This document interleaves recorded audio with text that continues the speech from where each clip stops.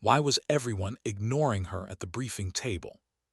Staff Sergeant Brennan Voss sat still, hands clasped, eyes focused on the topographic map in front of her, even though she already knew every contour of it by heart. Around her, 8 men in dusty fatigues traded quiet jokes and half-serious remarks about gear, weather, and rations.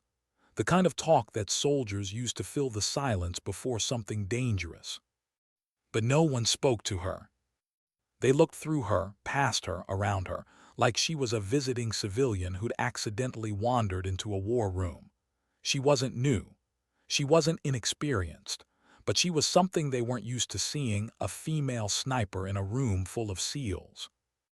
The tent smelled of diesel and sweat. The air vibrated faintly with the thump of distant rotors. Outside, a Chinook was lifting off, its noise blending with the wind that blew grit against the canvas. Brennan sat small in the corner of the folding table's shadow, 5'5", lean but solid, her brown hair pulled tight into a low knot, eyes calm, unreadable. She had been invited, no, attached, to this SEAL element as sniper overwatch for a recon mission into the Pet River Valley. Officially, it was a joint operation. Unofficially, it was a test. And everyone knew who was being tested. Senior Chief Dalton stood at the map's head, big shoulders, beard half-gray, sleeves rolled to his elbows. His finger traced the route line like a knife edge. "Target's a confirmed Tier 1 facilitator," he said, voice low but firm. "Intel places him moving between these cave systems here, here, and here. Terrain is steep, sheer rock. Insert at 1900. Extraction 72 hours later. No air cover unless things go sideways." No one flinched. Missions like this were routine, the kind of routine that could kill you. Brennan leaned forward slightly, eyes narrowing. The map showed gradients that climbed 2,000 feet in less than a mile, the kind of altitude where breathing turned into a fight. Her mind began calculating firing angles automatically, range to the ridge, wind vectors, line of sight windows. She wasn't even aware she was doing it. Then Dalton looked up, straight at her. "Staff Sergeant Voss," he said flatly, "you'll be staying here, overwatch from the fob." A small pause, long enough for her to realize what he just said.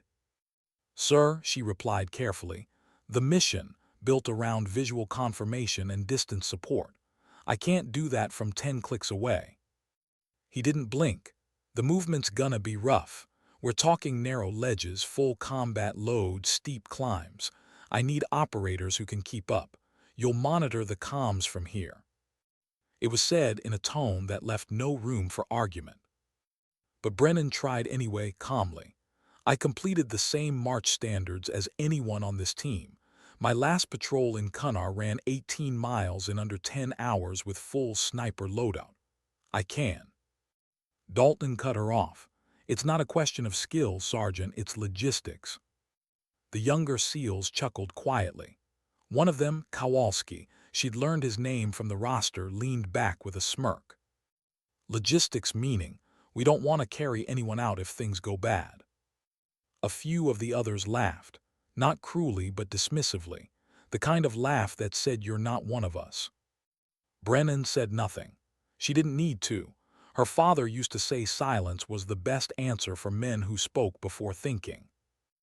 Dalton finished the briefing, ignoring her the rest of the time. The men filed out, grabbing packs and weapons. Brennan stayed a moment longer, looking at the map, not the lines but the ridges themselves, remembering how sunlight hit mountain stone in that valley. She had been close once before, years back.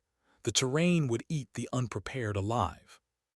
When she finally stepped outside, the sun was dropping behind the mountains, a molten disk sinking into dust. The sky burned orange, then gold, then gray. She stood there, breathing the heavy air, until the sound of the departing helicopters faded into the distance. She wasn't angry, not really. Anger wasted breath. What she felt was something colder, exhaustion.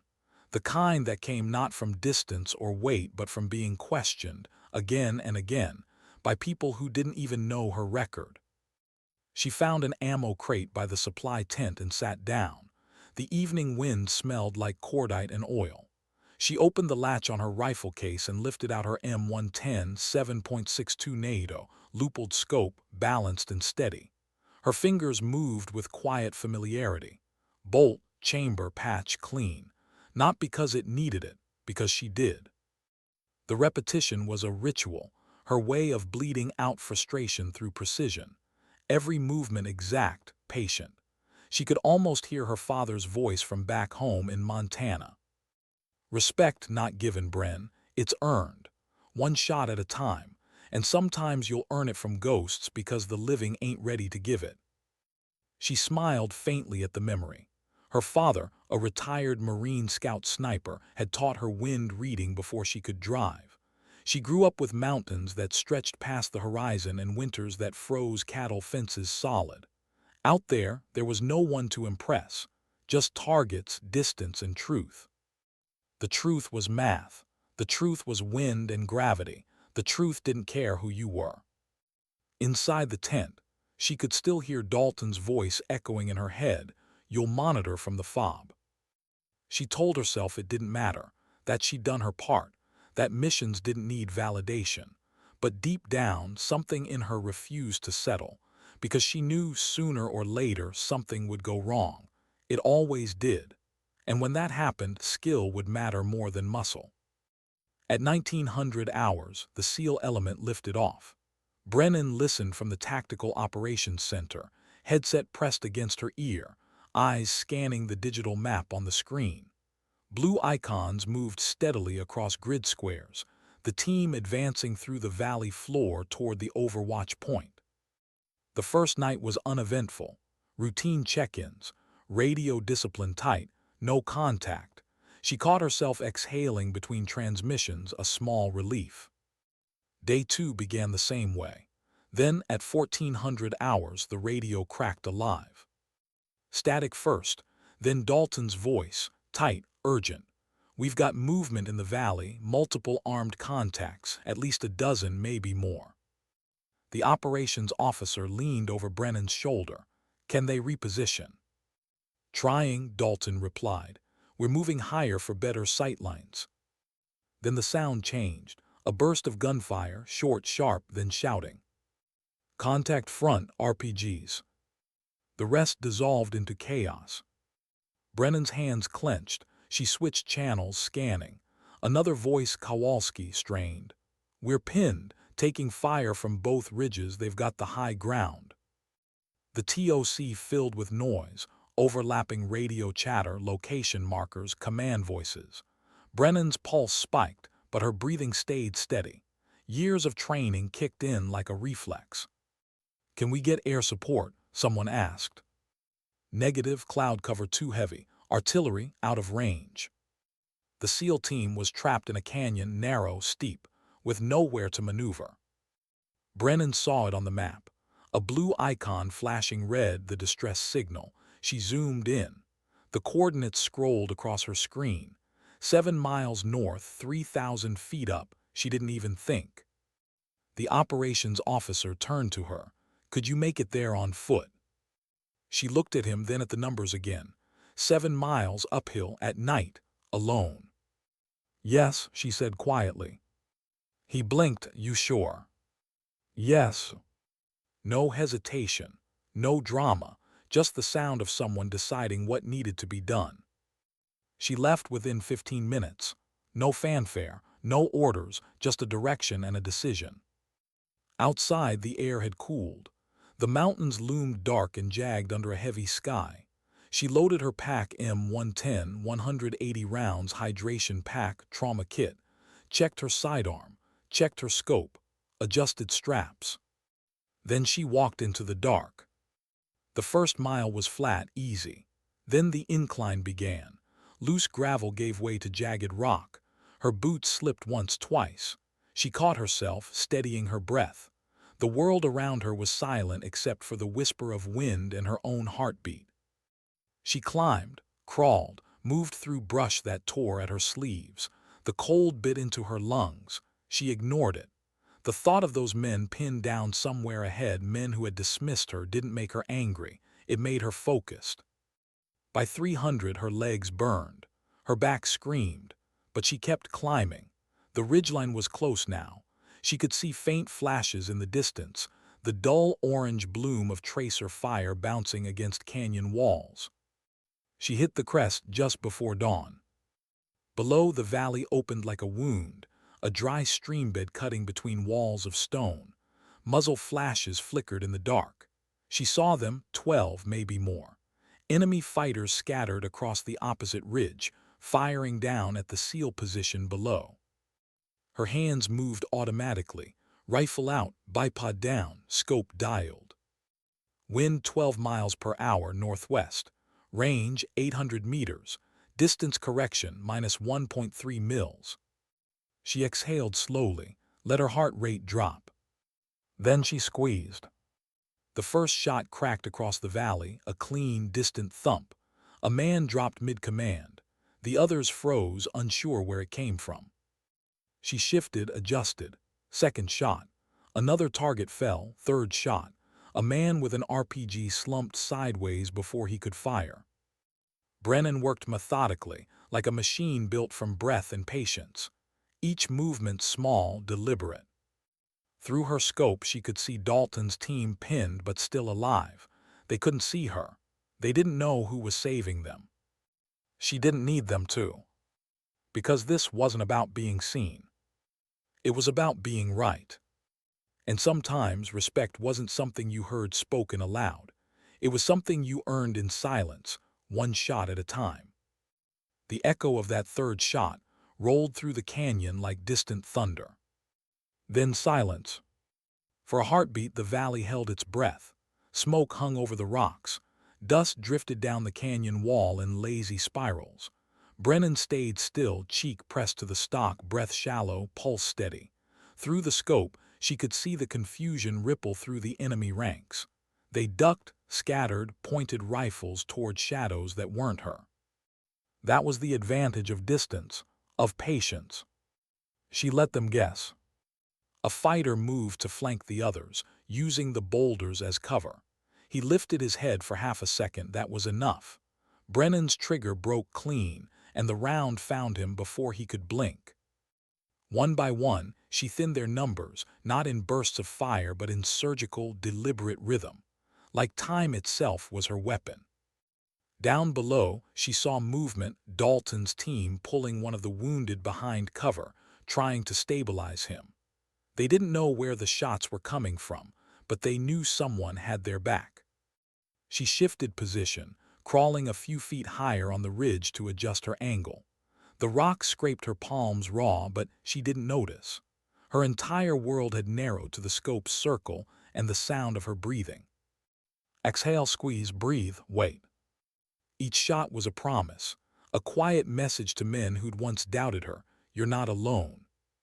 The radio crackled in her ear, a faint, broken transmission through static. Dalton's voice, low, uncertain. Whoever's firing out there, keep it coming. She almost smiled. But there wasn't time for pride.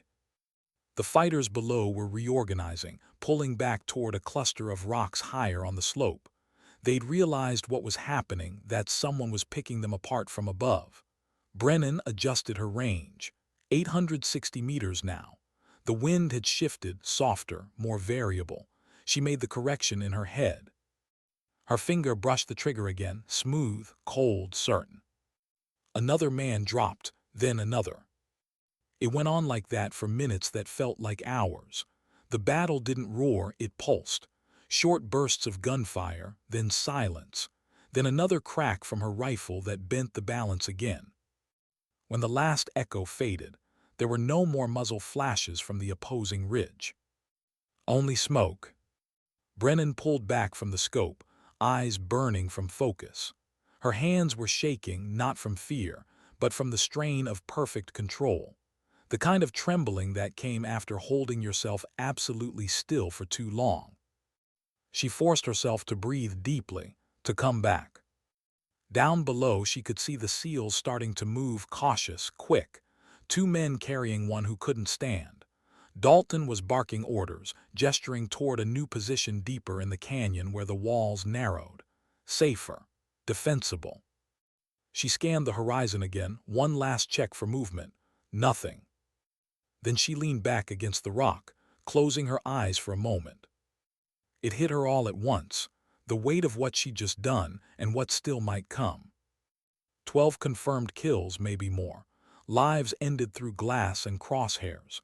Necessary, yes, but necessary didn't mean easy. Her father used to say that a sniper's curse was knowing the name of every man they never met. You watched him breathe. You studied the way his hand moved before he died, and you carried that with you forever.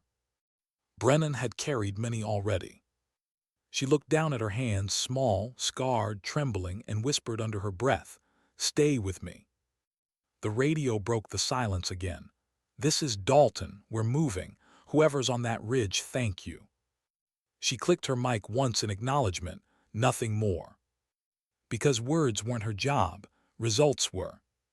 She stayed in position another hour, overwatching their movement, scanning every ridge and shadow for returning hostiles. When the quick reaction force finally arrived, 3 Black Hawks cutting through thinning clouds, she stayed hidden, watching them winch the wounded up through ropes.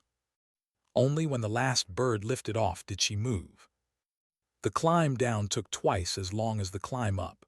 The adrenaline had burned away, leaving her muscles heavy, legs trembling with exhaustion. She slipped once on loose gravel and caught herself with her rifle hand, the metal biting into her palm. The pain was sharp, grounding. When she finally reached the valley floor, dawn had fully broken. Pale light spilled across the rock, painting everything in silver and ash. The battle's smell lingered, smoke, iron, cordite. She walked through it quietly, her boots crunching over spent casings and disturbed dust. The silence after combat was always the loudest sound. She found where Dalton's team had been pinned.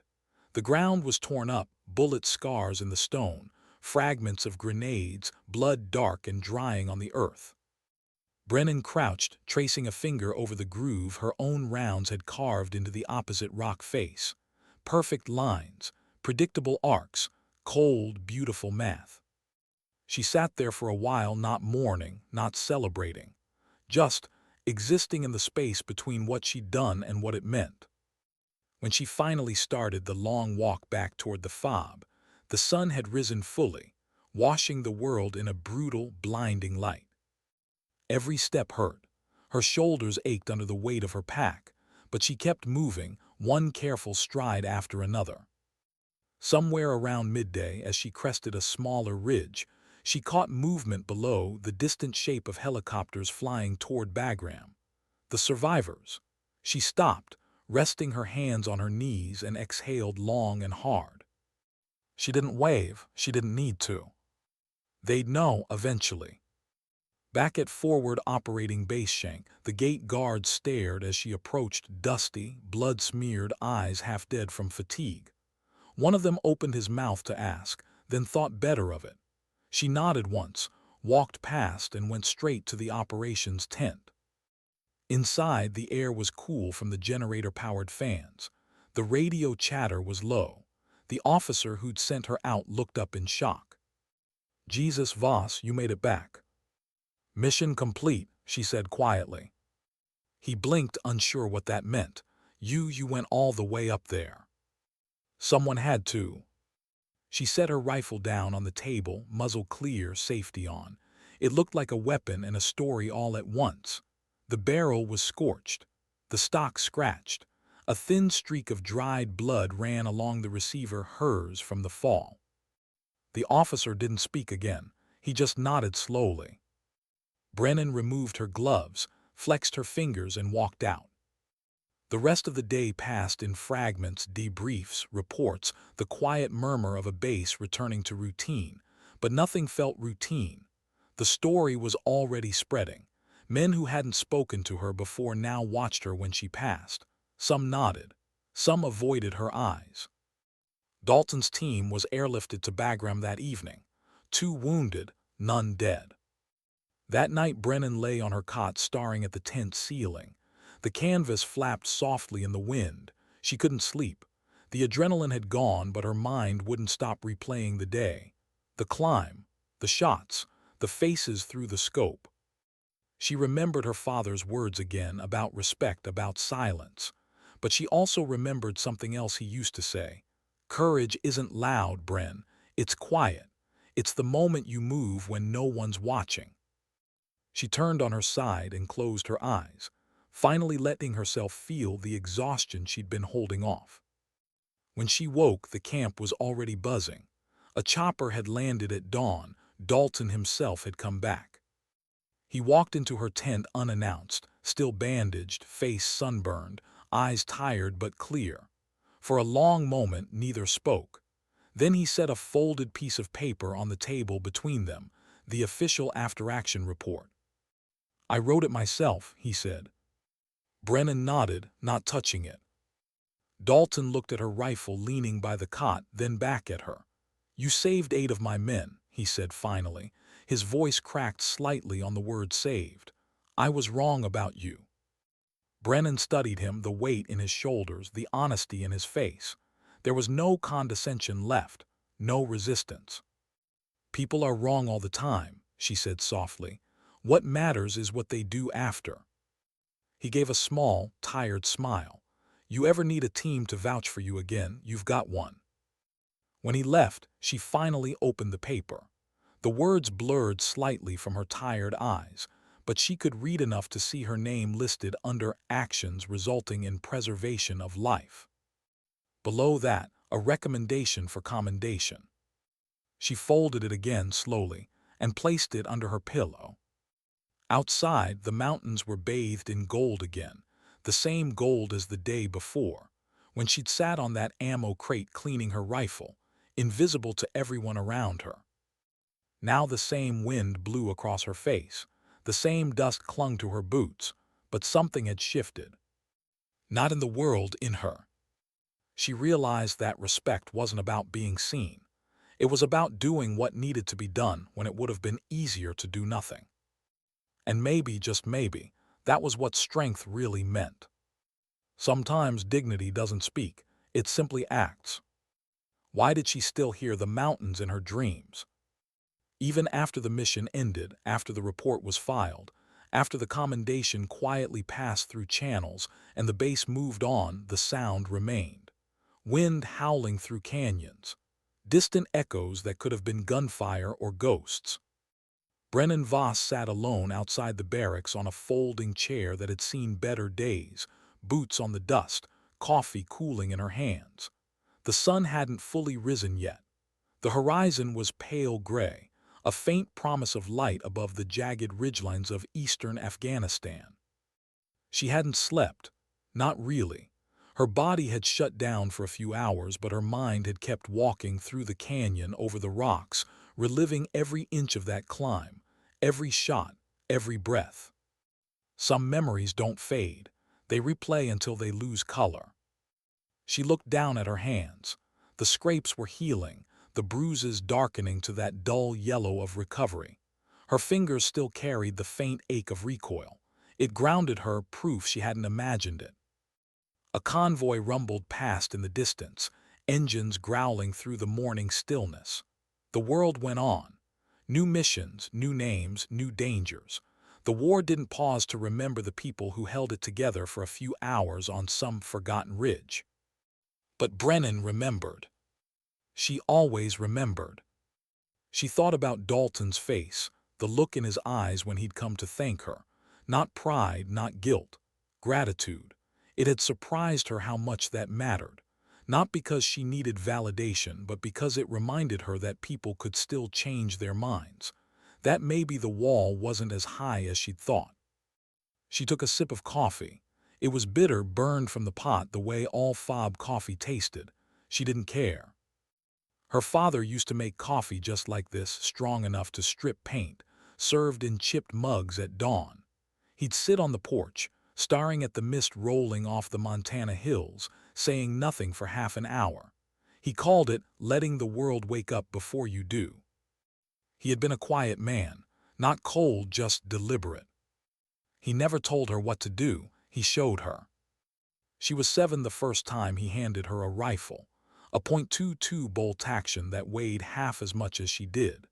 They'd driven out to the far end of the ranch, where the land rolled out into endless wheat and wind.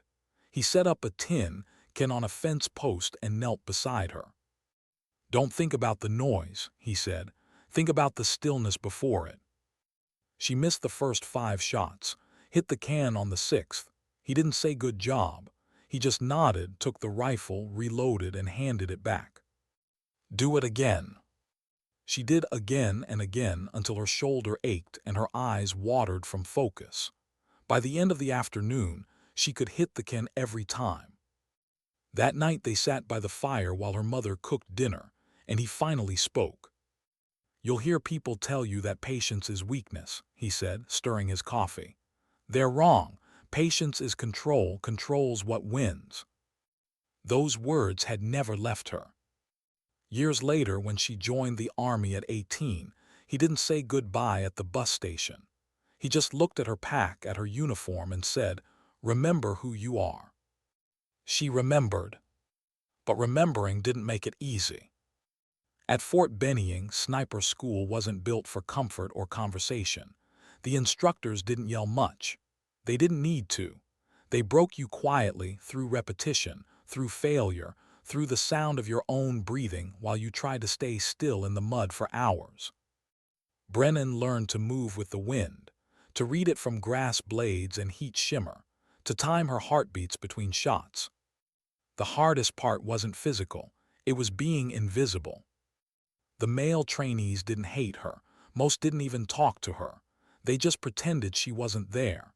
It was easier that way. She didn't fit into their rhythm, the jokes, the rivalry, the unspoken hierarchy of who suffered most. But she never asked to fit. At night, while the others argued over who had the best grouping, she'd sit on her cot cleaning her rifle, slow and methodical, every motion deliberate. "Sleep's a weapon," one of the instructors used to say, but so was solitude. She graduated 3rd in her class. The 2 ahead of her were both sergeants with 10 years in. When the instructors called her name, they didn't clap. They just nodded. Respect in silence, the language she understood best. Then came deployments. Cunnar, Helmand, places where the mountains didn't care who you were. She'd watch through her scope as patrols crossed valleys so wide it felt like staring at the edge of the world. Some days she never fired a round. Others, she fired too many. War didn't make her harder, it made her quieter. And yet somewhere inside, something human still ached. Not for home, that concept had blurred long ago, but for acknowledgement, for someone to look her in the eye and see not a novelty, not a symbol, but a soldier. She never said it aloud. That would have felt like weakness, but the truth lived under her ribs like an old wound that never fully healed. That was why Dalton's apology mattered more than she wanted to admit. It wasn't about him. It was about her finally not having to explain herself. She stared out across the base. The mountains looked deceptively peaceful in the morning light. She spent enough time in them to know peace was an illusion. The wind shifted, carrying the faint metallic tang of oil and cordite. She could feel the weight of her rifle leaning against the wall behind her, cleaned and ready, like a faithful dog waiting for command. She hated how much comfort that gave her. Her radio crackled, the base net coming alive with morning briefings.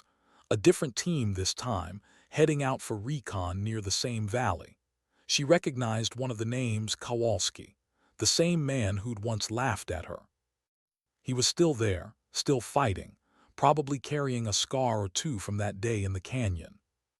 She wondered if he ever thought about the shooter on the ridge.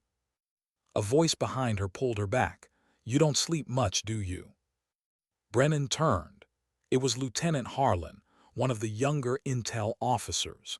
He was carrying his own mug of burned coffee, the kind of man who still had clean boots and a sense of humor despite being months into deployment. "Sleep enough," she said. He sat on the next chair, watching the horizon. "They're calling you the ghost on the ridge. You know that." She sighed. "That'll die out soon enough." He smirked. "Doubt it. SEALs don't hand out compliments easy. Word is they're asking for you on future ops." She didn't respond. Harlan studied her for a moment. You don't look happy about that. Recognition isn't the same as peace, she said. He nodded slowly, like he understood more than he should have. Maybe not, but you gave a lot of people a second chance. That counts for something. She looked at him, her voice soft but firm. Everyone deserves a second chance, even the ones who never thought they'd need it. He didn't have a reply to that. He just sipped his coffee and let the silence fill the space between them. A black hawk thundered overhead, the downwash stirring dust into spirals. The wind hit her face, warm and gritty, and she closed her eyes. For a second she imagined it was the Montana wind, clean, cold, full of pine and memory. Then she opened them, and Afghanistan was still there. The day moved on, full of the noise of work and war. But that night, as darkness fell again and the generators hummed, she sat alone by her cot writing in a small notebook, something she hadn't done in months. The words weren't for anyone else. They were her way of staying human. You can be strong without being unfeeling. You can be patient without being passive. And you can fight without becoming the fight itself. She stared at the page for a long time before closing it. Outside, the wind picked up again, carrying dust and the faint sound of music from the mess hall. Someone had rigged a speaker, playing old country songs that barely reached her tent. She smiled faintly. It reminded her of home again, of her father's radio crackling through static on Sunday mornings. She wondered what he'd say if he saw her now. Probably nothing, just that same quiet nod, maybe a hand on her shoulder. And that would have been enough. She lay back on her cot, eyes half closed, and for the first time since the mission she felt something close to peace. Not relief, that didn't exist out here. Just the calm that came from knowing she'd done what she was trained to do, and that for once no one could question it. But as sleep finally began to pull her under, a thought stirred in the back of her mind, one she couldn't shake. If she kept doing this long enough, would there be anything left of her to go home? The wind answered in silence. And the mountains, as always, kept their secrets. Why did her hands hesitate this time? Brennan Voss lay flat on the ridge, the world beneath her shrinking into the crosshairs of her scope. It was late afternoon, the kind of light that turned dust into gold and shadows into traps. The valley below wasn't empty. It pulsed with life, with risk, with choices that could not be undone. 2 years had passed since the canyon. 2 years of missions, deployments, rotations that blurred one into the next. She'd earned her place now not through talk but through consistency. No one questioned her anymore. No one second-guessed her on a briefing slide or left her behind at the fob. When operators heard her name, they nodded. They'd seen the reports. They knew. But respect, she'd learned, wasn't a destination. It was a weight you carried, heavier than your rifle.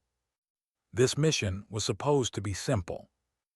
Overwatch for a joint team moving through a narrow Afghan valley near Gardez, a known transit route for insurgent supplies. Intel suggested a weapons cache hidden among mud brick homes built along a river bend. The SEAL element would approach from the south. She'd be their eyes from the northern ridge. Simple, predictable, until it was. Through her scope, Brennan watched the team advance 9 blue figures moving in a staggered line through the shimmering heat. They were cautious, precise, every step measured. She had their flank covered. Her field of view extended 3 clicks across. Nothing moved at first except wind and light. Then she saw it. A flicker of movement near the outer wall of the village. A figure, tall, lean, slipping between buildings. Then another. Her hand went to the mic. Overwatch to ground, you've got shadows on your 9 o'clock, 200 meters, possible armed. Dalton's voice came back steady, older now, still that same gravel calm. Copy that, we see it. He'd retired from field duty a year ago, but he was back this week, temporarily leading this op. When he'd asked for her specifically, she just nodded. They didn't talk about the past. They didn't need to. She adjusted her scope. The first figure stepped into the open. Male, mid-30s maybe, no visible weapon. He carried something wrapped in cloth, could have been a shovel, could have been a rifle. Her finger hovered above the trigger. Wind 5 miles an hour left to right. Range, 940 meters. Distance correction minimal. She could make the shot easily, but something in the man's movement felt wrong, not tactical, nervous, civilian nervous. Overwatch confirm hostile, Dalton asked. She hesitated, negative ID on weapon. Silence, then his voice again. Understood, hold. She exhaled, the breath trembled on its way out. That tremor, that hesitation was new. She didn't like it. The man disappeared behind the corner of a building. A few seconds later, more figures appeared, 3 of them, one definitely armed, AK slung low. They moved with intent, combatants. Contact confirmed, she whispered. Dalton's tone hardened. Take your shot. She dialed in, adjusted 1/2 mil and fired. The crack echoed up the valley. The lead target folded instantly. The other 2 dove for cover. Return fire erupted, distant, scattered. The SEALs ducked low behind a stone wall, returning controlled bursts. Brennan shifted targets, tracking muzzle flashes. She fired again, then again. Dust exploded from rooftops. Then movement, fast, chaotic. The armed men were retreating into the village, dragging something. Overwatch, they're pulling back, Dalton called. I've got eyes, she replied. Her finger hovered again. One of the fighters, or maybe not a fighter, was holding something small in his arms. She adjusted the zoom. Her stomach tightened. It wasn't gear, it was a child. A girl, maybe 6, maybe 7. The fighter was using her as cover. Brennan froze. Her scope caught every detail. The man's hands gripping the child's shoulders, the girl's terrified face pressed against his chest. Dalton's voice cut through. Voss, do you have the shot? She didn't answer. Because she did. Technically, yes. Her scope was locked. The wind was steady. Her breathing was calm enough. But all she could see were those eyes. The girl's hair was tangled, streaked with dust. She was crying silently, mouth open but voiceless, the sound lost to distance. Voss, Dalton's tone was sharper now. We're exposed here. Do you have the shot? She blinked hard. Her trigger finger trembled. This wasn't hesitation from fear. It was something else, something human. Her father's voice surfaced, not loud, not commanding, just steady, the way he'd sounded when she was small. Control isn't just knowing when to act, Bren. It's knowing when not to. She exhaled slowly and keyed her mic. Negative shot, civilian in the line. Dalton cursed under his breath. She could hear gunfire intensifying below. We're taking rounds. We need that shooter neutralized. I know, she said softly. She adjusted her scope again, trying to find another angle. The man moved between walls, ducking low. The girl stumbled, dragged behind him. Brennan tracked them, heart pounding slow and heavy. She needed him alone. Seconds stretched. The world narrowed again to math and instinct. Then opportunity. The man turned slightly, exposing his side. The girl was behind him now, shielded by a corner of mud wall. Brennan exhaled. Her crosshairs aligned. Squeeze. The rifle cracked. The man dropped instantly, the child falling free beside him. Through her scope, Brennan saw her crawl backward, hands pressed over her ears, eyes wild. Alive. Dalton's voice came back through the static, low with relief. Target down, good shot.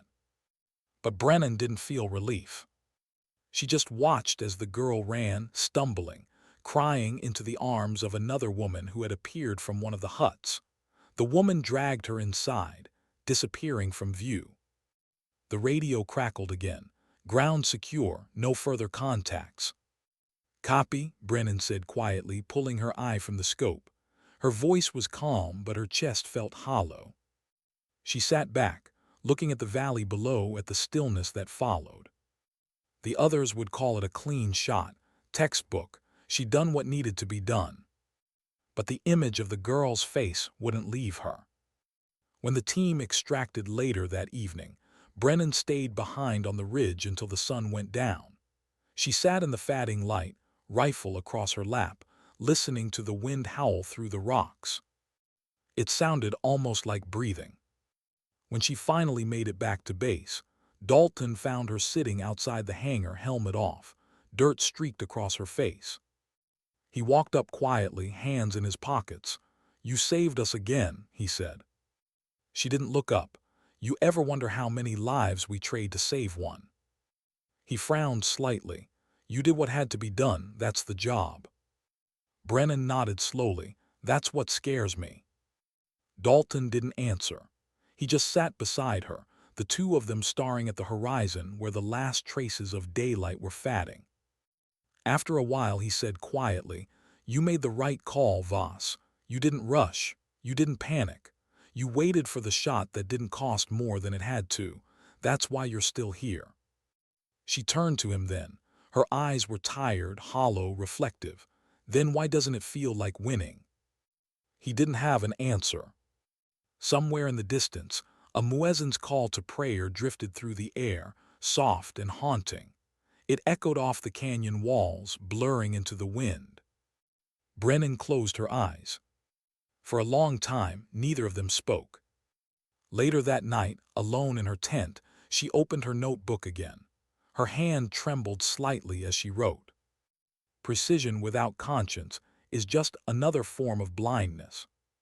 Control means knowing the difference."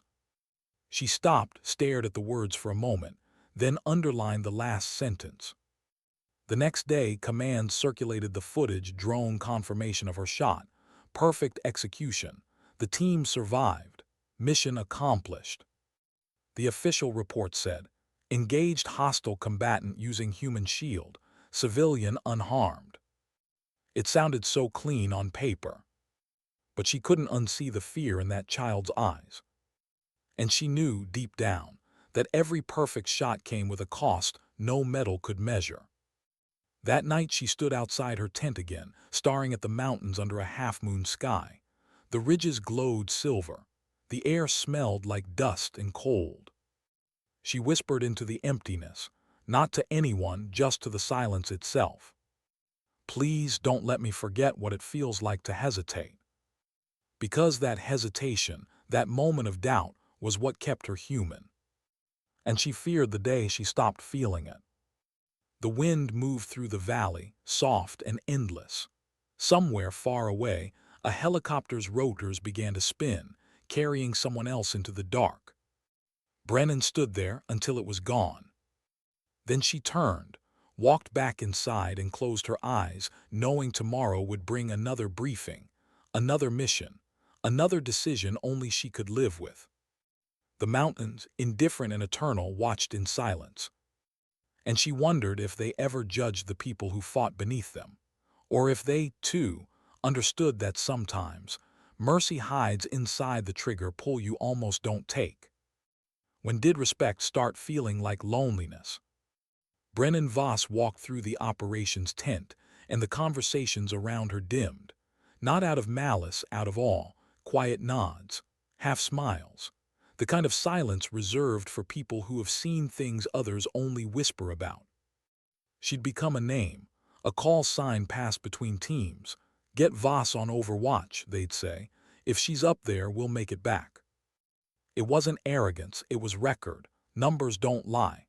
Dozens of missions, 0 team casualties, precision beyond explanation. But she hated it. Not the work that still mattered. The weight did. The responsibility did, but the distance it created between her and everyone else, that felt heavier than the rifle on her back. She traded anonymity for isolation, respect for solitude. And she couldn't remember the last time she'd laughed. Now, on her 5th deployment, she found herself stationed at a remote forward post in the Hindu Kush. It was barely more than a cluster of prefabricated huts surrounded by concertina wire. The kind of place where weather could kill you before the enemy ever saw you. At 9,000 feet, the air was thin and brittle. It bit your lungs and dried your eyes. The mountains towered like frozen gods, indifferent and ancient. Brennan stood outside the comms shack, watching a snowstorm crawl over the ridges. She sipped lukewarm coffee from a metal thermos, her other hand resting unconsciously on the sling of her M110. The wind howled across the valley.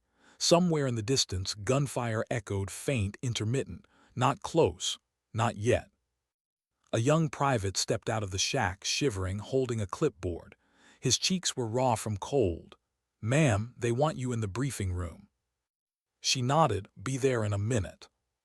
The word "ma'am" still sounded strange in a place like this.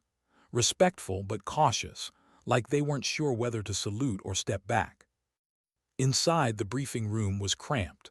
Maps covered the walls. A propane heater hummed in the corner. 5 men in mixed uniforms stood around a table, CIA, Army, local command. A joint tasking again. Major Riznik, the ground commander, looked up as she entered. "Voss," he said, voice clipped. "Glad you're here. We've got a problem." He pointed at the map, a narrow valley marked with red circles. "Intel picked up chatter about a planned attack on a convoy moving through this sector tomorrow morning. We need eyes. High ground. You're the only qualified long-range asset in range." She studied the map. Elevation lines, angles, distances. The same language she'd lived in for years. How many expected hostiles? Unknown. Could be a dozen, could be 30. We've got friendly Afghan villagers in the same area, so rules of engagement are tight. No unconfirmed shots.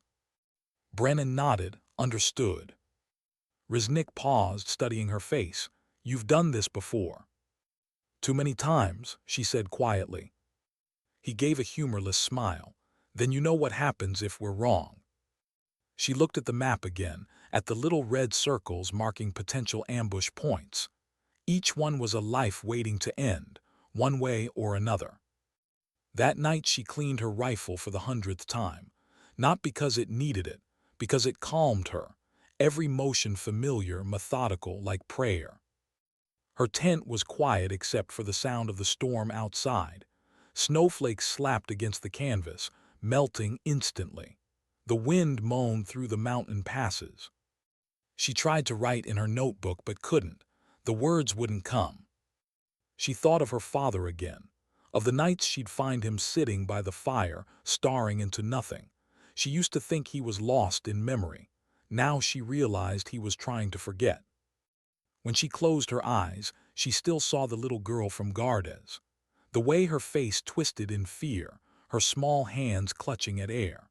The bullet had saved her life, but the moment had carved itself into Brennan's mind like a scar that never healed.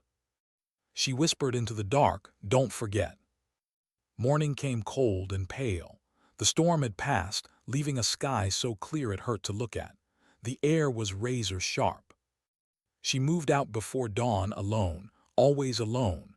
The climb was brutal, her breath clouding with every exhale, muscles aching under the pack. But she preferred the climb, the silence, the isolation. It was simpler than people.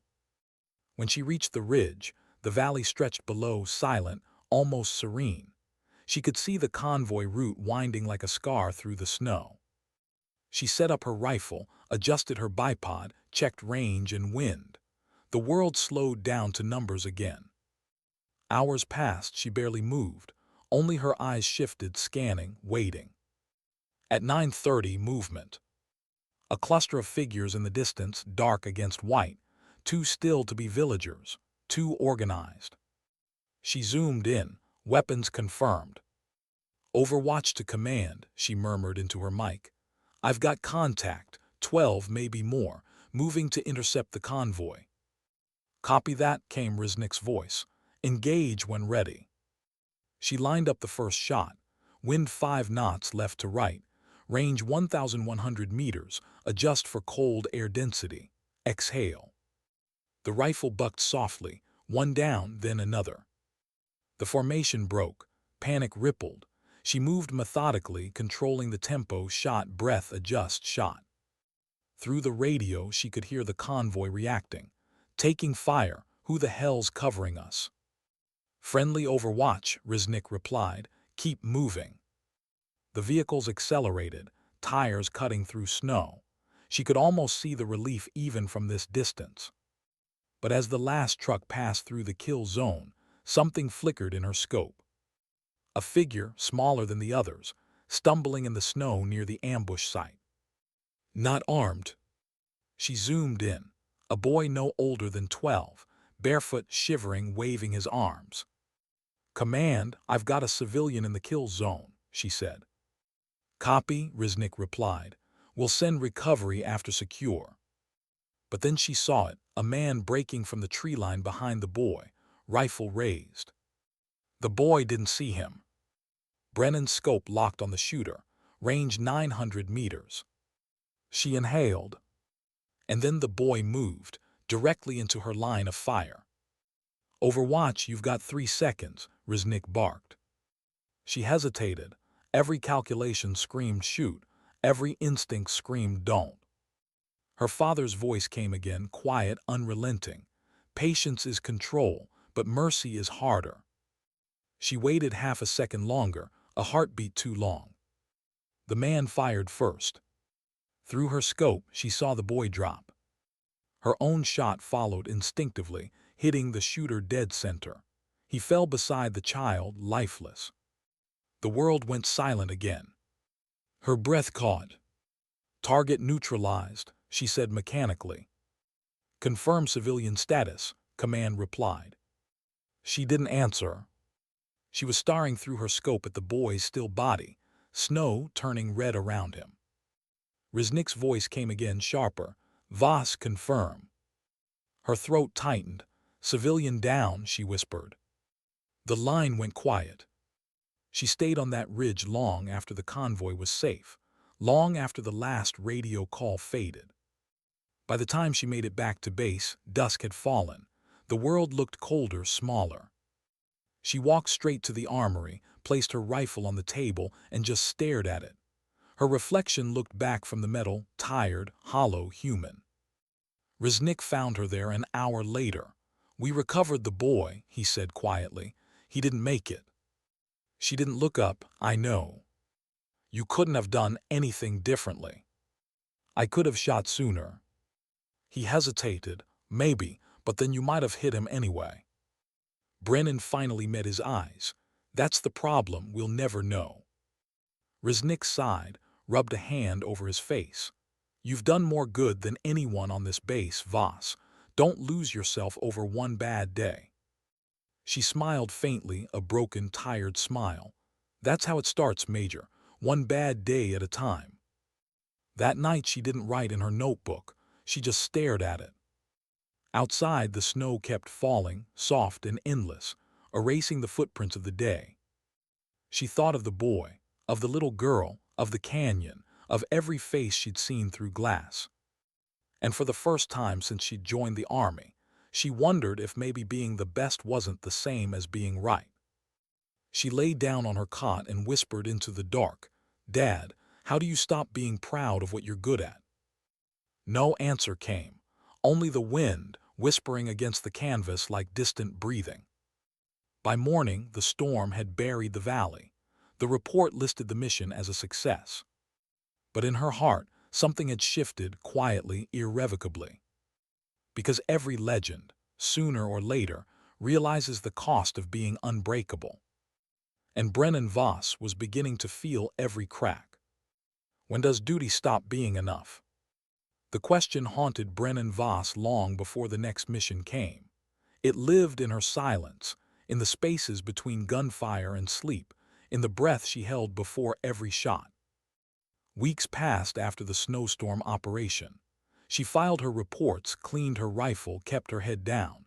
To everyone around her, she was still the same, steady, unshakable, legendary. But inside, something had shifted. She no longer dreamed of combat. She dreamed of faces. The girl, the boy, the man whose weapon she never saw.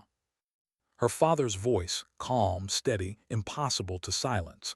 One day, you'll have to choose between being right and being obedient. That day came sooner than she expected. It started with a coded briefing delivered by satellite link. High-value target, Western Nuristan province. Deep mountain territory, days from any major outpost. Intelligence said the man was responsible for multiple civilian bombings, a ghost who vanished between borders. But this time the mission wasn't just recon or overwatch, it was elimination. Direct order, no confirmation required. She stared at the file, her reflection flickering across the laptop screen. The photo showed a bearded man, maybe 40, standing beside a battered pickup truck. Beside him, 2 children. Her throat tightened. Who took this photo? The intelligence officer looked up. Local informant, it's old. Don't get attached to details.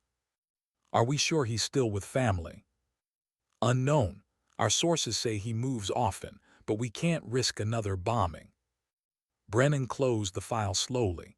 So you want me to find him and finish it? The officer hesitated. Command believes precision is the cleanest option.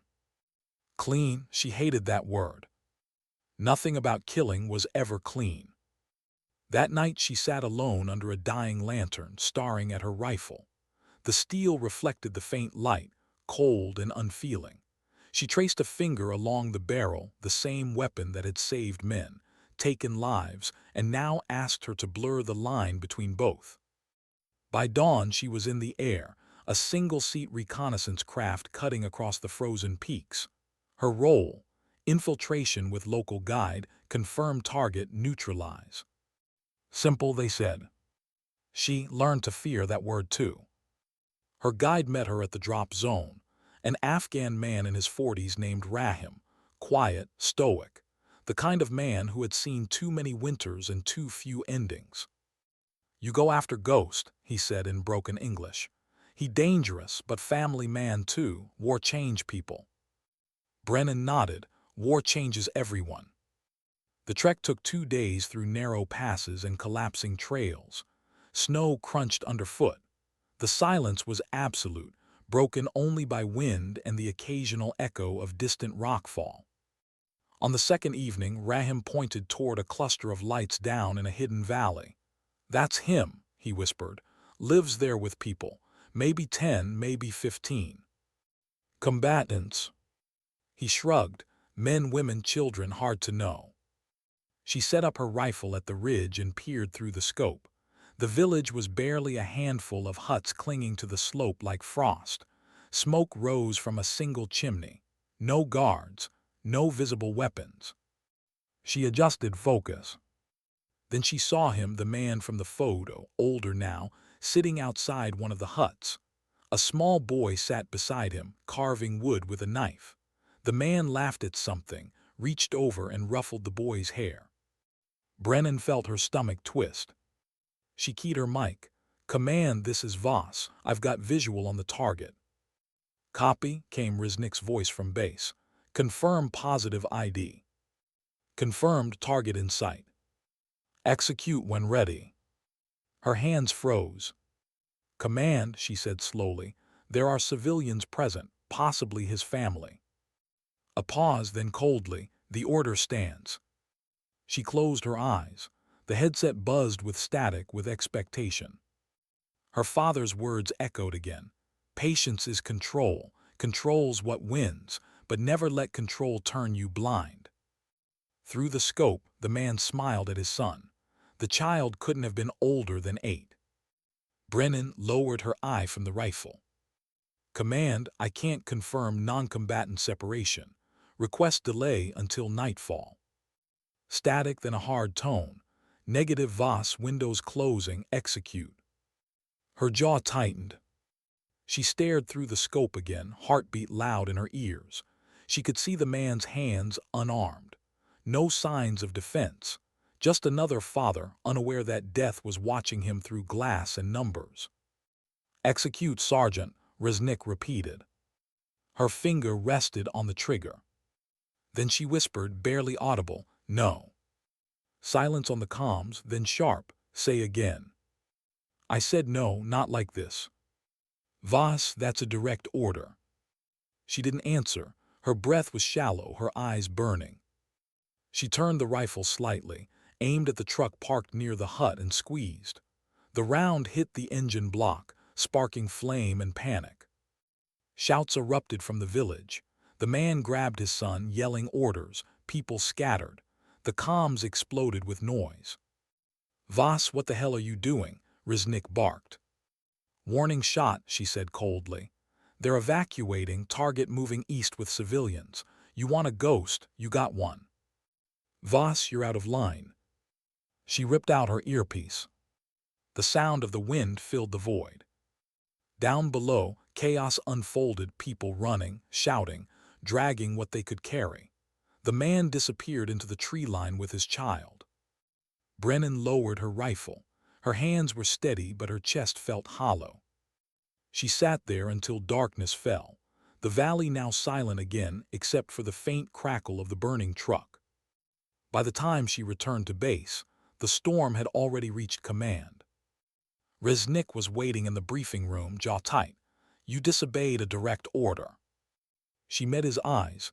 "I prevented a massacre." "You let a high-value target escape."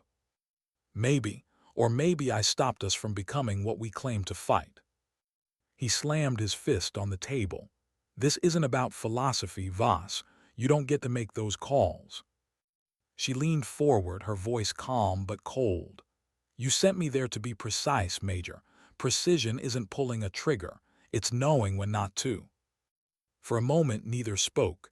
The heater hummed. The storm outside battered the walls. Riznik finally exhaled, rubbing his temples.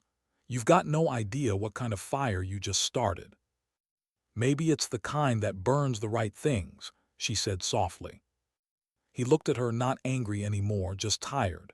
"You're finished here, Voss. Pack your gear." She nodded once, stood, and walked out. No salute, no regret. Outside, snow was falling again, slow, steady, relentless. She stood in it, breathing in the cold, watching flakes dissolve on her gloves. For the first time in years, she felt light.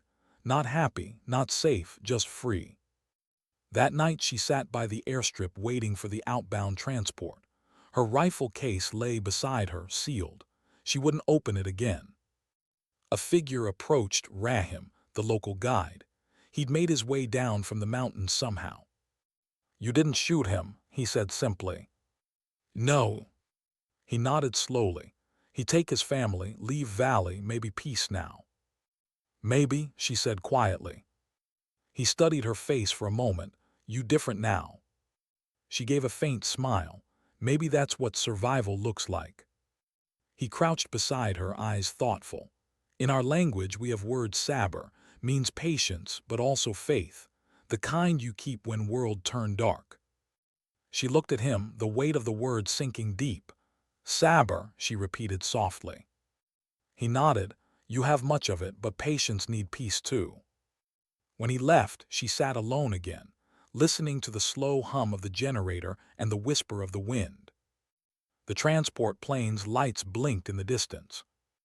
Brennan closed her eyes, letting the cold air bite her skin. She thought of her father, of the porch in Montana, the quiet mornings, the way he'd sip coffee and say nothing. Now she understood why. Some silences aren't emptiness, they're survival. When the engines roared to life, she picked up her rifle case and walked toward the plane, each step heavier than the last. She didn't know what came next. She didn't know if command would court-martial her, exile her, or forget her.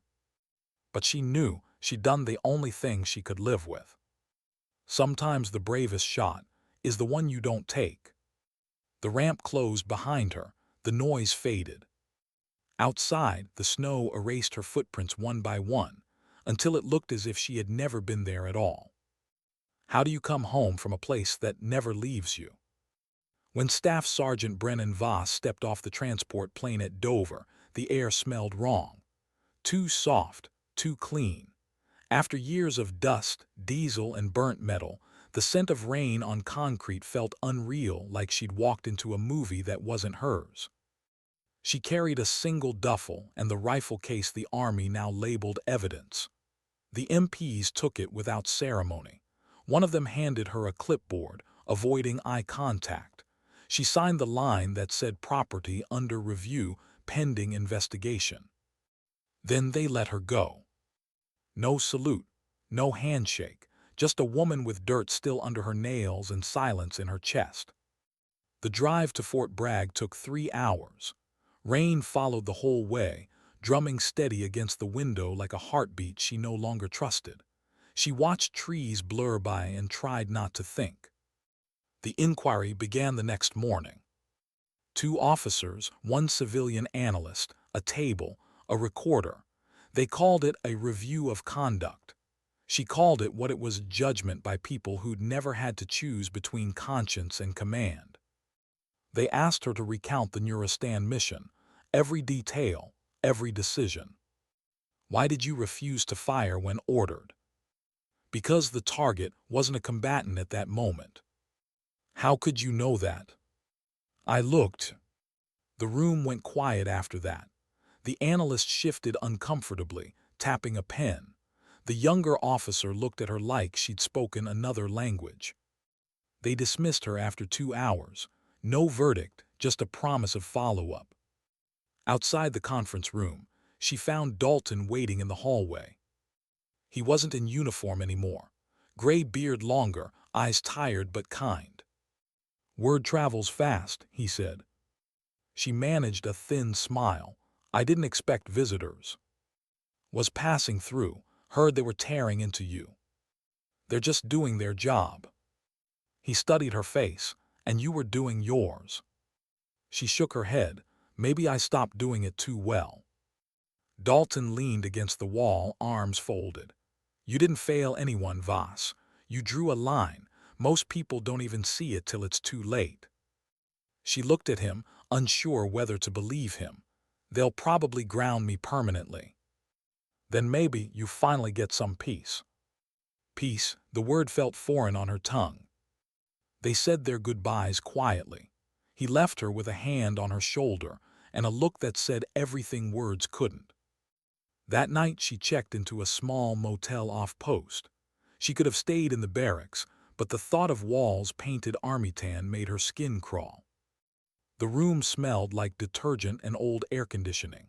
She sat on the bed, staring at her reflection in the dark TV screen, the same eyes, the same steady face but softer somehow, worn at the edges. She reached into her duffel and pulled out her father's old field notebook. The leather was cracked, pages yellowed. She carried it through every deployment but hadn't opened it in years. Inside were his notes, wind tables, ballistic formulas, hand-drawn diagrams. On the back page in faded ink was a single sentence. The day you stop feeling the weight, you've lost the right to carry it. She closed the notebook gently, hands trembling. For the first time in a long while, she cried, not loud, not broken, just quiet tears that left salt lines on her cheeks. Days turned into weeks. The army moved slow when it wanted to. While they decided her fate, she drifted through routine. Morning runs that ended before sunrise, coffee that never tasted right, silence that grew heavier each night. She started volunteering at the marksmanship range for new recruits unofficially. The instructors didn't question it. They knew who she was. Sometimes a kid would recognize her name and stare. "You're that Voss," they'd whisper. She'd nod once and correct their stance. One afternoon, a young private asked the question no one else dared. "Ma'am, how do you know when to take the shot?" Brennan looked at him, 19, maybe 20, eyes still untouched by consequence. "You don't," she said. "You just learn how to live with the ones you did and the ones you didn't." He nodded, not understanding, and she was glad. He shouldn't yet. That evening she visited the base chapel. She wasn't religious, not really, but the quiet there felt honest. She sat in the back pew, staring at the stained glass. The colors bled together in the fading light, reds and blues and golds melting into shadow. She thought of Rahim, of the word he'd taught her, sabr, patience, faith. She whispered it under her breath, as if saying it aloud might make it real. A voice behind her said softly, "It means more than patience." She turned. A woman stood there, Afghan, maybe in her 50s, wearing civilian clothes and an interpreter's badge. "You speak Dari?" Brennan asked. "A little," the woman said. "I worked with your units years ago. I heard about you." Brennan frowned. "Heard what?" "That you spared a village." Brennan looked down. "That's one way to tell it." The woman smiled gently. "In my country, mercy is not weakness. It is power with a soul." For a moment neither spoke. Then Brennan asked, "Do you ever stop seeing their faces?" The woman shook her head. "No, but you learn to see them with forgiveness." When the woman left, Brennan sat there alone, the word forgiveness echoing in her head like a prayer she didn't yet know how to say. A month later, the verdict arrived. Administrative discharge, honorable but final, loss of confidence in command compliance. She stared at the paper for a long time, then folded it neatly and slipped it into her pocket. No anger, no shock, just the quiet acceptance of a road that had finally ended. She sold what she didn't need, shipped the rest home to Montana, to the ranch she hadn't seen in years. When she arrived, the land looked exactly the same. The mountains still framed the horizon. The wind still sang through the grass. Time had moved everywhere except here. Her father had passed away 2 winters earlier. The house stood empty but not unlived in. His tools were still where he'd left them, a coffee mug on the porch, a worn jacket hanging by the door. She stood there for a long while, the smell of pine and cold air wrapping around her like a memory that refused to fade.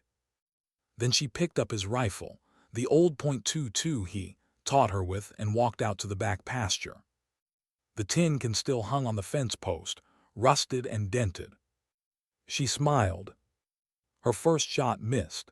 She laughed, a sound she hadn't heard from herself in years. The second hit dead center. The ping echoed across the hills, pure and sharp. She lowered the rifle and let out a long breath she didn't know she'd been holding. That night she built a fire in the old hearth, poured coffee strong enough to burn, and opened her notebook again. This time the words came easily. "The mission ends, but the duty doesn't. The world doesn't need another perfect shot. It needs people who remember why they aim." She closed the book, leaned back, and listened to the fire crackle. Outside, wind moved through the wheat, whispering like distant applause. She thought of Dalton, of Rahim, of every name that had crossed her path and vanished. She thought of the little girl, the boy, the man in the valley. And for the first time, the memories didn't hurt. They just were. The war hadn't left her. It never would. But she'd learned to stop fighting its shadow. When dawn broke, she stepped outside. The sky was a pale gold, the kind of morning her father would have called honest weather. She set her coffee mug on the porch rail and watched the sun rise over the mountains. For the first time in years, she didn't feel like a ghost. Somewhere inside, his voice whispered, "You made it home." She smiled faintly and whispered back, "Not yet, but I'm getting there." How do you teach peace to people trained for war? Brennan Voss never meant to teach again. She'd sworn she was done with ranges, uniforms, rules. But life, like wind, has a way of circling back. It began a year after she returned to Montana. The snow had melted, revealing the bones of the land again, the dry grass, the fences her father once built, the horizon that went on forever. She'd rebuilt the ranch slowly, piece by piece, fixed the roof, mended the gate, restored what time had stolen. One morning, while she was cutting wood behind the house, a truck pulled up. Military plates. A young man stepped out, late 20s, fit, clean-shaven, eyes uncertain. "Staff Sergeant Voss?" he asked. She wiped her hands on her jeans. "Used to be, who's asking?" "Captain Miguel Torres, U.S. Army. I was told you're the best sniper instructor this side of Fort Benning." She smirked faintly. "Whoever told you that exaggerates easily." He laughed once, short, nervous. "Maybe, but they said you'd understand what we're building. A training program. Civilian precision school for transitioning veterans. Not just marksmanship, mindset. We could use someone like you. She leaned on the axe handle, studying him. You want to teach soldiers how to shoot again. He hesitated. Not just shoot, think, feel, understand what it costs. Her smile faded. Most people don't want to understand that part. Exactly why we need you. He handed her a folder. Inside, outlines, course proposals, government funding. At the bottom of the page, one line caught her eye. Moral resilience and long-range ethics instructor. She looked up at him. Ethics, that's a hell of a word to put next to sniper. He shrugged, so mercy, but we try anyway. Brennan didn't say yes that day, but the idea stayed with her. For months, she thought about it while fixing fences or walking the ridge where she'd once practiced as a girl. The world was quieter now, but her mind still replayed the echoes of her past, every shot, every silence. And maybe, she thought, if she could teach someone else to see the world through restraint instead of fear, then maybe all those echoes would mean something. By autumn, she called tours back. When do we start? The program opened 6 months later in an abandoned National Guard facility outside Bozeman. They called it the Meridian Project. The idea was simple: train precision shooters not just in accuracy, but in judgment, to build warriors who could live with themselves after the war. Her first class had 12 students: Marines, Rangers, 2 SEALs, and one young woman fresh out of basic, eyes sharp and untested. On the first day, Brennan stood before them in a plain flannel shirt and jeans. No rank on her chest, no medals on display. You already know how to shoot, she said. That's not what I'm here to teach. She paused, letting the silence settle. I'm here to teach you what happens after. Confused looks, uneasy shifting. She could see herself in all of them, the same tension, the same hunger to prove something. Out there, she continued, you'll hear people say precision is perfection, that being the best shot means never missing. They're wrong. She picked up her father's old rifle from the table, turning it slowly in her hands. The best shot isn't the one you take, it's the one you choose not to. No one spoke. They just watched her, the woman they'd read about in after-action reports and whispered stories. She put the rifle down. Out there, you're going to see things that make your blood run cold. People will call it victory when it's really survival. You'll carry every decision you make. You won't forget them, and you shouldn't, because forgetting is how monsters start. Her voice softened. The point of control isn't to hit harder, it's to live longer here. She tapped her chest. Later, as the class practiced at the range, she walked among them, correcting form and breathing, the same way her father once had. She noticed the young woman struggling with her rifle, overcorrecting for wind, frustrated. Relax, Brennan said, kneeling beside her. You're fighting the air, let it move. The girl frowned. Feels like losing. No, Brennan said gently, it's listening. When the shot finally broke clean and the target pinged, the girl turned, smiling. Brennan smiled back, small but genuine. She hadn't realized how much she missed that sound, the sound of someone learning without hate. Months passed, the program grew, word spread. Veterans came not just to train but to heal. They called her Instructor Voss, though some whispered the ghost who stayed. Every evening after class, she'd sit on the porch overlooking the valley, drinking coffee gone cold, watching the sun dip below the mountains. And every time the wind shifted, she'd feel something familiar, not guilt, not sorrow, but gratitude. For still being here, for still being human. One evening, Tors joined her carrying 2 mugs.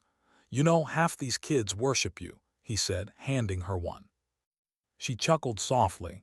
They shouldn't, I'm just good at what shouldn't exist. He studied her profile, the scars faintly visible along her knuckles. Maybe what shouldn't exist keeps the rest of us standing. She didn't answer right away. The sunset burned red across the sky, casting her face in light and shadow. You ever think about going back? He asked. She shook her head. I've been back too many times already. I don't belong to war anymore. He nodded slowly. Then what do you belong to? She looked out at the ridges, the same kind of ridges she once climbed under fire. The space between silence and duty, she said finally. That's where I live now. Winter returned. The snow came quietly, blanketing the range in white. Training slowed. Students rotated out. The wind grew colder. One afternoon, Brennan was cleaning rifles in the workshop when she heard footsteps. She looked up and froze. It was Dalton. Older now, grayer, but still unmistakably him. "Didn't think I'd find you in a place with central heating," he said with a grin. She smiled despite herself. "You always did have bad timing." He looked around, nodding. "Heard about your program. You're doing good work here." "Trying to." He hesitated, then set a small box on the table. "Found this in storage at Bagram. Took me a while to get it cleared through channels." She opened it. Inside was her M110, cleaned, refinished. The same rifle that had saved his team years ago. She ran a hand along the stock, fingertips tracing the familiar grooves. "Thought I'd never see it again." Dalton smiled softly. "Didn't seem right for it to sit in a cage. Figured it belonged with the one person who knew how to use it without losing herself." Her throat tightened. "Thank you." He glanced at the students outside. "They know who you are." "Some do, most don't. I like it that way." He nodded, then turned to leave. Before he did, he said, "You know, Voss, people tell stories about you now. Half myth, half truth. You really okay with that?" She smiled faintly. "Stories fade, lessons don't." He paused in the doorway. "You were right back then about patience, about mercy. I didn't see it, not until much later." She met his eyes. "You saw it when it mattered." When he was gone, she sat alone with the rifle for a long time. Then she placed it on the wall not as a weapon, but as a memory, a reminder that power doesn't have to mean violence. Spring came early that year. On the last day of the training cycle, Brennan gathered her class by the ridge. The wind was gentle, the sun soft. The valley below shimmered with new grass. She stood before them, her voice calm, even. "When I was your age," she said, "I thought strength meant never flinching, never doubting, never hesitating, but that's not strength, that's blindness." The students listened, quiet, reverent. "Strength is standing in the middle of chaos and still knowing who you are. It's being calm enough to see the line and brave enough not to cross it." She paused, scanning their faces. "You're going to be tested. You'll see things that change you. But when that happens, remember this: dignity doesn't speak. It simply acts." The wind moved softly through the grass. No applause, just silence, the kind that carried weight. When the students dispersed, Brennan stayed behind, standing at the edge of the ridge. The mountains stretched endlessly ahead, golden under the fading light. She closed her eyes and listened. There were no echoes of war now. No screams, no radio static. Just wind breathing through the earth like forgiveness. She smiled a small human smile and whispered into the air, "I made it home." And for once she believed it. Because sometimes the truest victory isn't survival. It's remembering who you were before the war tried to make you forget.